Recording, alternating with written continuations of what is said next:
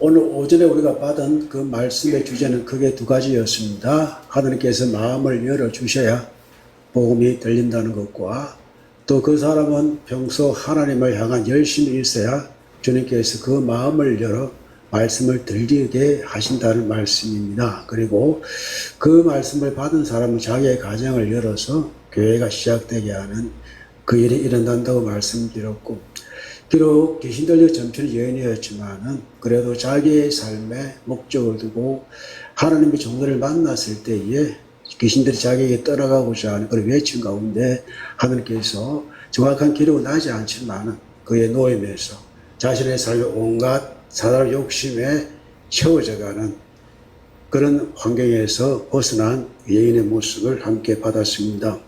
오해 말씀의 전부는 무엇입니까?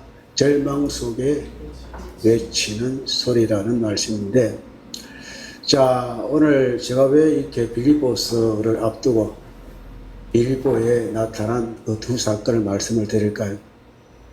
이유를 아시겠죠? 다음 주에 빌립보서 들어가는데 그냥 빌립보서를 계속 강의하기보다는 사도행전에 나타난 빌립보의 역사적인 사건을 먼저 알고 들어가고자 이 말씀을 전하는 것입니다. 자, 빌립보에는 아시다시피 마케도냐의 첫 성읍인데 그 역사적으로 유수가 있는 곳이고 또 로마가 세워질 때에 승리의 개가를 불렀던 곳이고 또 로마 황제가 가장 기여기고 모든 세금을 면제해주고 그곳에서 자신의 왕권을 확립하는 그것을 보여주는 곳이 상징적으로 아주 유명하고 기억되어진 도시라고 말씀을 드렸습니다. 하나님께서 이곳을 먼저 사도 바울이 복음을 전할 수 있는 곳으로 보내주셨고 거기서 루디아라는 여인을 만나서 빌립보 성의 첫 교회를 개척하게 하는 놀라운 이제 사건을 보여주셨습니다. 그러나 모든 복음에는 고난이 따르게 되어 있습니다. 주님께서도 우리의 구원을 이루시기 위해서 십자가에 못 박아 죽으셨습니다. 고난 가운데 이제 파라온 부활의 이제 놀라운 은혜를 우리 모든 사람에게 허락하셨듯이 빌립보의 사람들에게, 마게도냐 사람들에게, 즉 유럽 사람들에게 하나님께서 복음을 전하시기 위해서는 하나님께서 바울에게 말씀하신 그대로 이제 고난을 바를 그릇으로 사용하시는 이런 모습을 보내고 있습니다. 여러분, 공짜는 없지 않습니까? 하나님의 복음은 이제 그야말로 무료의 은혜인데 그 은혜는 반대 그리스도의 십자가가 있고 죽음이 있는 것입니다. 그러므로 이 말씀을 가지고 가는 사람들은 주님을 본받은 사람으로서 주님을 위한 십자가를 지는 이방인을 십자가 지는 심정으로 나아가야만 이 일을 충분히 감당할 수가 있는 것입니다. 우리도 마찬가지입니다. 하나님의 말씀에 복음을 전하기 위해서는 십자가를 지고 같이 가야 할 말씀의 동력자, 복음의 동력자가 되는 것입니다. 자, 힘든 고초를 겪고 있습니다. 가장 아래쪽에 있는 감옥 속에 불빛 하나 들어오지 않는 감옥 속에 던져놓고 그것도 아래 착고를 채워가지고 가장 불편한 모습으로 바울과 실라를 두었습니다. 그때 그들이 선택했던 것들이 무엇이었나요? 밤에 두 사람이 바울과 실라가 기도하고 하나님을 찬송했다라는 것입니다. 묵상했나요? 통성기도 했나요? 통성기도, 찬송을 크게 불렀습니다. 사실 저희 그 큰아이가 이제 결혼하기 전에는 서울에 있지만 말씀드렸잖아요. 항상 밤에 이 정상으로 이렇게 기도회를 한다는 말씀을 드렸습니다. 이제 그 떠나고 나니까 그게 안 되더라고요. 자기 가족이 생겼잖아요. 그래서 그때부터 네가 이제 결혼하고 나서는 우리가 힘들겠지라고 말을 했습니다. 아내나 다를까 힘들더라고요. 그래서 저와 이제 제 아내와 이제 영민이가 있었는데 언제부턴가 다시 해야 되겠다. 남은 우리 가족이 해야 되겠다 싶어가지고 이제 밤 11시에 밤중에 여러분 꼭 하시면 좋을 것 같지만 각각 가정의 사정이 다르니까 이렇게 우리 이렇게 한다라고 말씀드리는 것입니다. 여러분의 가정은 각각 다르니까 그 가정에 맞게끔 하시면 되는 것이고, 다행히 우리 아이가 협조를 해주니까 가능한 일들인데, 그래서 11시에 모여서 설교를 안 합니다. 오늘은 내일은 집사람, 모레는 이렇게 3일간 돌아가면서 이제 잠언서를 읽기 시작했습니다. 읽으니까 1년 그 자체에 써내가 되더라고요. 또 제가 설교하면 아버지도 설교한다 하는 말을 들을까봐 전혀 설교하지 않아요. 그냥 그 말씀 읽고 기도합니다. 이제 첫날은 제가 기도하고, 그 다음 날에는 집사람이 주도해가지고 성경 읽고, 그 다음에 이제 집사람이 기도하고, 또 셋째 날에는 이제 영민이가 주도해가지고 성경 읽고, 그 다음에 자기가 기도하고, 이렇게 합니다. 뭐 찬송은 이제 부르지 않지만 그 기도 자체가 이제 악보 없는 이제 찬송이니까 그렇게 하루를 마치는데, 언젠가 이제 3장 말씀 읽고 나서는 그냥 은혜가 되더라고요. 말씀 읽은 그 자체에서 은혜가 되더라고요. 우리 아이도 하는 말이, 아버지 말씀이 너무나 좋네요 라고 하더라고요. 그 시작하면은 마음의 문이 열립니다. 내가 참고자 하면은 마음 문이 열리게 되어 있고, 그 열리게 하시는 분이 성령 하나님이시구나 라는. 그러나 그것을 누군가는 듣고 있더란 말입니다. 그래서 오늘 말씀 보니까 밤중에 바울과 실라가 기도했습니다. 기도는 누구에게 하는 겁니까? 하나님 기도하는 겁니다.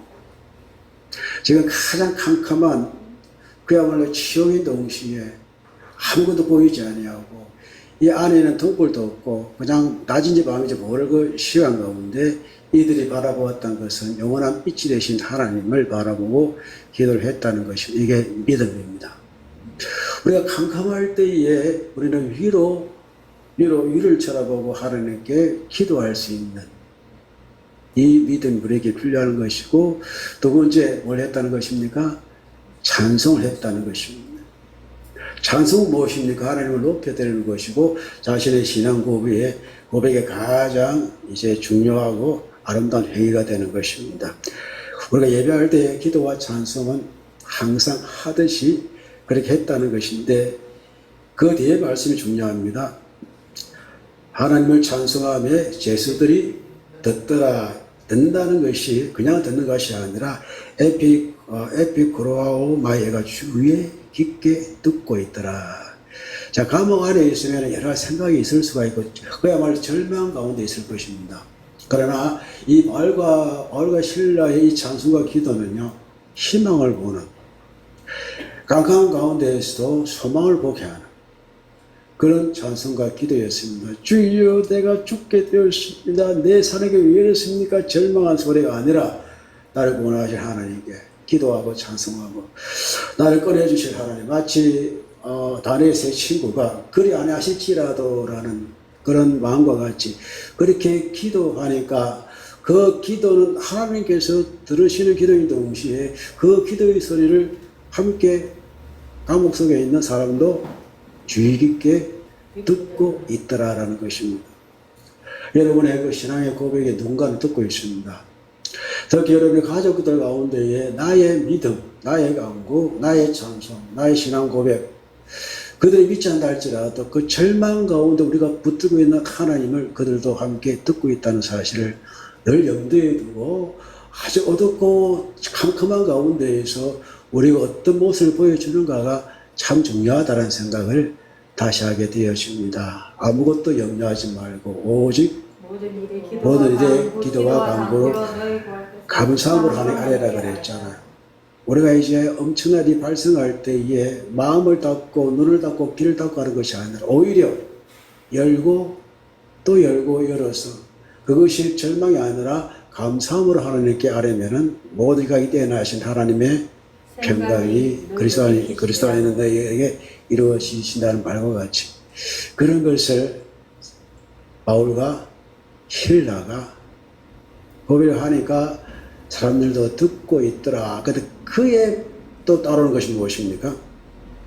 이에 갑자기 큰 지진이 나서 옥토가 움직이고 문이 곧 다 열리며 모든 사람의 매인 것이 다 벗어진지라.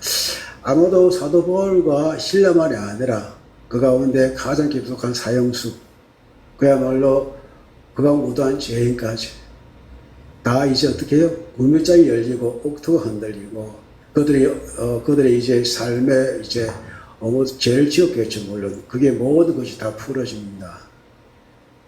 기적이 나타났습니다. 하나님께서 하신 것입니다. 그들이 기도했기 때문에 가능한 일들이요. 이들이 찬송했기 때문에 가능한 일들이요. 자, 그들이 들은 것이 현실로 나타난 것입니다. 누군가는 말한 것이 나타나고 누군가는 들은 것이 나타나는 것입니다. 이게 우리의 믿음이 되길 축복합니다. 자, 그러니까 27절 읽어봅니다. 간수가 자다가 깨어 옥문들이 열린 것을 보고 죄수들이 도망한 줄 생각하고 칼을 빼어 자기를 하거늘. 자, 옥문들이 열린 것을 보고 죄수들이 도망한 줄 생각하고 생각합니다. 자, 일반적으로 이 간수가 자기를 하려고 했습니다. 과거에 있었던 일들입니다. 열렸으니까 나갔을 것이다. 결국은 그 모든 책임을 나에게 물을 것인데, 그 이전의 간수들은요, 옥문이 열리고 죄수들이 탈출했을 때에 어떻게 해요? 그 간수는요, 책임을 물어 죽여버리는 이런 일들이 분명히 있을 것입니다. 그러니 그 현상을 보고 생각해보니, 아, 나도 죽겠구나라는 생각. 그 자기만 죽으면 된다는 생각을 했던 것 같아요. 나중에 보니까 그들에게 누가 있었습니까? 가족들이 있었습니다. 자기만 죽으면 된다는 생각을 했습니다. 또 그 말씀을 읽어보면 아마 그 집이 그 부근에 있었던 것 같아요. 그렇기 때문에, 아, 나만 죽으면 돼라는 엉뚱한 생각을 했던 거 보이는데, 자, 다시 봅니다. 옥문들이 열린 것을 보고 죄수들이 도망한 줄 생각하고 칼을 빼어 자결 하려고 합니다. 이건 깜깜한 밤에 보였겠습니까? 바울의 일행이 그 간수가 자결하려 하는 것을 눈으로 직접 보았겠습니까? 아마 보기는 힘들다고 생각하는데, 아마 우연 어떤 빛인지 모르겠지만, 그때에 바울이 이렇게 이야기합니다. 바울이 28절 읽어보겠습니다. 바울이 크게 소리 질러 이르되 네 몸을 상하지 말라, 우리가 다 여기 있노라. 자, 그들이 거기 있지 않았더라면 자결해야 되는데, 일단 자결하지 말할 이유를 밝혀주고 있습니다. 그리고 크게 소리질러 말합니다. 내 몸을 상하지 않게 해라. 자, 상하다는 말 카코사는 뜻인데요. 이것은 나쁜, 악한, 쓸모없는 하찮은 하고 있습니다. 자, 네 몸을 하찮게 여기지 말라는 것입니다. 네 몸을 나쁘게 여기나 악한 존재로 생각하지 말라는 것입니다. 네 몸을 쓸모없는 몸으로 생각하지 말라는 것입니다. 자신의 생각, 자신의 어떤 생각이 자신의 몸을 어떻게 하찮게 여기거나 쓸모없는 몸으로 여기지 말라는 것입니다. 다시 말하는데 생명을 하찮게 여기지 말라는 것입니다. 사실 악한 소식이 그건가요? 자기 목숨이 귀합니까? 악한 그 말이 귀합니까? 악한 말이 귀하면 자기 목을 하찮게 여기는 것입니다. 그의 보고 생각하는 것들이요, 자기의 생명도 귀한 가치를 여긴다면 어떻게 될까요? 자기의 생명을 하찮게 여기는 사람이 될 수밖에 없다는 겁니다. 그러니 예수님 우리 한 생명 위해 십자가를 죽으셨습니다. 예수님께서는 자신의 생명의 가치를 우리의 생명의 가치로 격상시켜 주셨습니다. 우리를 영생하는 자입니다. 모르는 사람은 쉽게 자기를 선택합니다. 그 일이 뭐라고? 또 그렇게 이제 사람들이 그렇게 문화를 만들어왔고 세계를 만들어 왔기 때문에 나도 이 문화 가운데서 내 스스로 자결하는 게 맞다라고 아마 판단했을 것입니다. 이게 사람들의 생각입니다. 황금 만능주의 아시죠? 그렇죠. 모든 물질이 생명보다 귀하다, 가치 있다 생각하잖아요. 사람의 관계가 자기의 목숨보다 더 귀하다고 생각합니다. 왕따라는 걸 아시죠? 그런데 왜 사람이 왕따합니까? 안 좋은 걸 알면서도 왕따합니다. 왜? 왕따 시키는 그 불에 들어야만이 자기가 좀 보호가 되어지니까. 사람들 다 그래 압니다. 알고 이렇게 행하는 거예요. 결국 그것이 자기 몸을 해하게 만드는 운행이 된다는 거. 그런 불안감에 사람이 또 살고 있고, 또 왕따 당한다 한들 그들이 생각하지 내 생각은 분명히 아니지 않습니까? 그래 그 소리보다는 하나님의 음성을 들을 수 있는 이 간수가 이런 행위를 한다는 그 자체가 큰 문제였다는 것을 네 생각한 대로 네가 그런 사람 그대로 된 것이 아니라 우리가 바로 여기에 있다 한 사람도 도망가지 아니하고 라고 사도 바울이 살아야 될 이유를 말씀하고 있는 것입니다. 그러니까 목숨만은 살았습니다. 왜? 멈춰 주었기 때문에. 자, 그러니 29절 읽어봅니다. 간수가 등불을 달라고 하며 뛰어들어가 무수어 떨며 신라 앞에 엎드리고. 자, 소리 들리니까 하게다로 들어가잖아요. 무엇을 하게다로 갔을까요? 과연 그 사람들이 있을까라는 생각. 두 번째는 공포심이 있다 그랬잖아요. 그런데 어둡기 때문에 뭔가 밝혀야 되잖아요. 확인하기 위해서. 그래서 바울과 신라 앞에 바짝 엎드립니다. 엎드리고 30절 읽어봅니다. 그를 데리고 나아가 선생이여 어떻게 해야 구원을 받으리까 하면은 이게 중요한 증언의 포인트가 되는데 절망 속에 외침이 되는 것입니다. 일단 살았습니다. 자기가 염려했던 일들이 일어나지 않았습니까? 그러니 진정 무엇이 중요합니까? 우리의 영생이 중요한 문제입니다. 가장 중요한 인생의 가치를 깨달았기 때문에 이 간수는 선생들이요 내가 어떻게 하여야 구원을 받겠습니까? 이 선생들은요 티처가 아닙니다. 뭐라고 번역되어 있나요? 큐리였습니다. 번역은 선생하고 있는데 이건 왜 주님이라는 뜻이에요. 그러니까 눈에 보이는 이게 바울과 실라가요 주님이잖아요. 주님 살려 죽었으니까. 보통 이제 남자가 여성의 어떤 생명을 구해주면 여성이 뭐라고 합니까? 평생 생명의 은으로 삼겠다 하잖아요. 그렇죠? 우리 백집사님 그건 아니었죠. 구일사님 구해주셨나요? 누가 구해주셨나요? 그래요. 우리 저 부분은 참 재밌어요. 자, 그래요. 그러니 이제 주님이래, 주님. 큐리오스. 일단 그 자리에 벗어나서, 두려움 자리에 벗어나서, 아, 내가 이제 인생의 가치를 새로 깨달았는데, 선생님, 번역보다는 당신이 나의 주인이 되십니다. 이렇게 말을 했던 것입니다. 그때 31절 읽어봅니다. 이르되 주 예수를 믿으라. 그래야만 너와 내 집의 구원을 받으리라 하고, 주인이 뭐라는 것입니까? 예수가 주인이다. 주님을 가르치고 예수를 가르칩니다. 바울과 신라를 믿는 게 중요한 게 아니라 네가 지금 이 위기에서 벗어나는 게 중요한 것이 아니라 영원한 너의 생명의 주인 되신 누구를 믿어라? 예수를 믿어라. 그래야 하면 너와 내 집의 구원을 받으리라. 여러분 이 말씀은 내가 구원받으면 내 집이 구원받는 뜻이 아닙니다. 일반적으로 한 가정에 가장이 있잖아요. 누군가 한 사람을 믿어야 된다는 뜻입니다. 이 사람 믿음의 출발을 이야기하는 것이고 그 당시에 모든 전도하는 그 일반적인 이제 그 유대식 표현이 일단 내가 믿으면은 내 후손도 자녀도 구원에 이제 백성이 들어올 수 있다는 하나의 그 상용 문구가 되는 것입니다. 그러니 주 예수를 믿어라. 믿는 게 중요하다. 이부터 예수님을 믿어라. 그것도 예수님을 주인으로 또 주님으로 영접하라. 그 후에 뭐가 시작됩니까? 내 집이 구원이 이루어질 것이다. 받게 될 것이다. 이렇게 말씀을 하시는 겁니다. 그리고 주의 말씀을 그 사람과 그 집에 있는 모든 사람에게 전하더라 랄레오입니다. 말했다는 뜻입니다. 전하다, 말하다로 랄레오고 전하다도 랄레오입니다.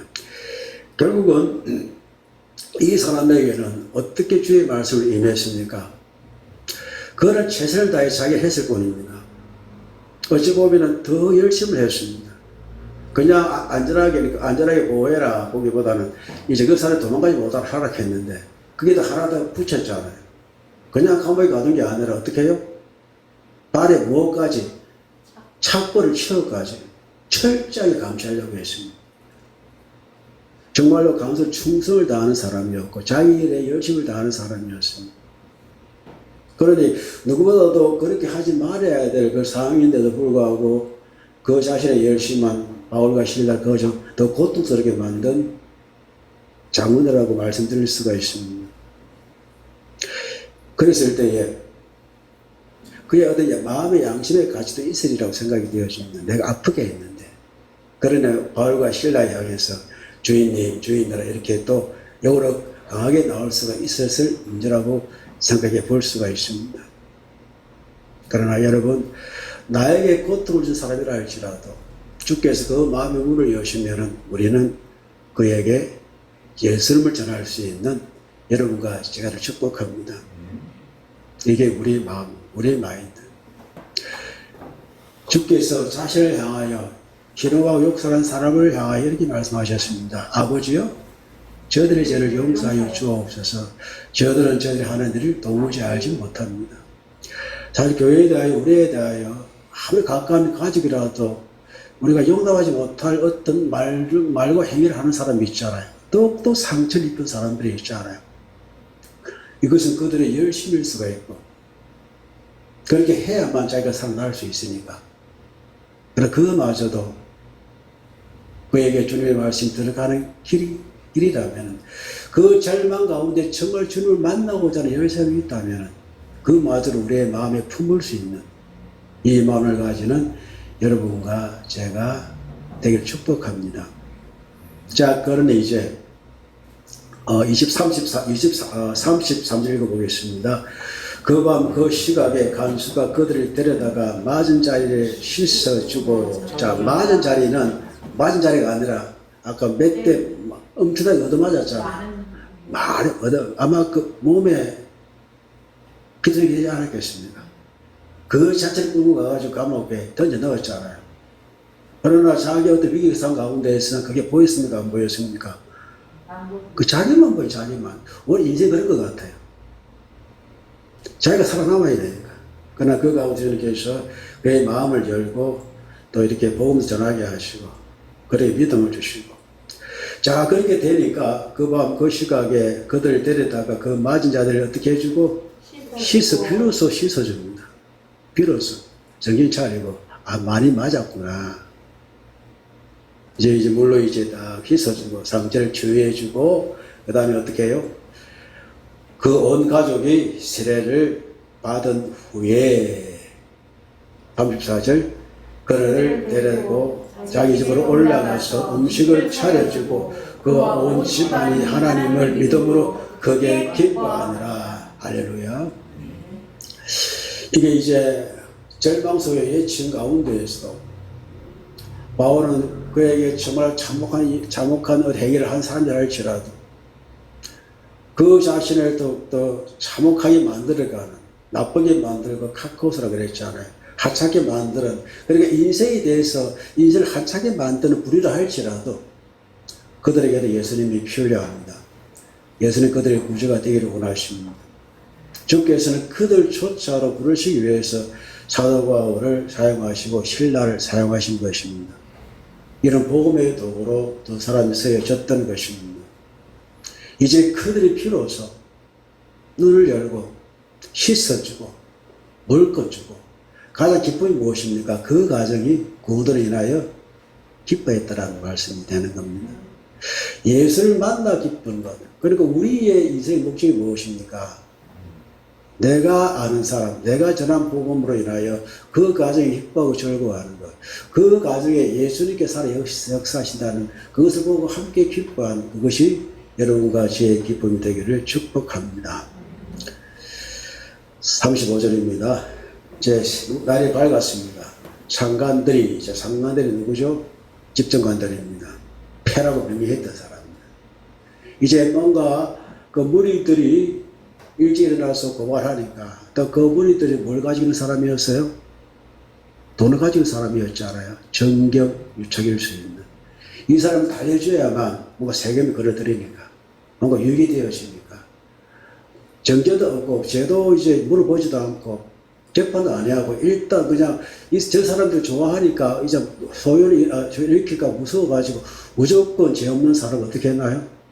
두들겨 패버리고 그것도 수없이 때려가지고 거의 반죽음 초점 상태에 이르게 만들었던 날이 새면 이제 기분이 풀어지겠지 싶어가지고 이들을 풀어주려고 합니다.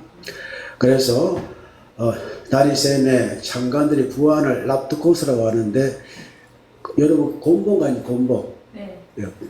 그렇게 이제 오늘날 경찰 일본을 말하는 순사 그렇죠?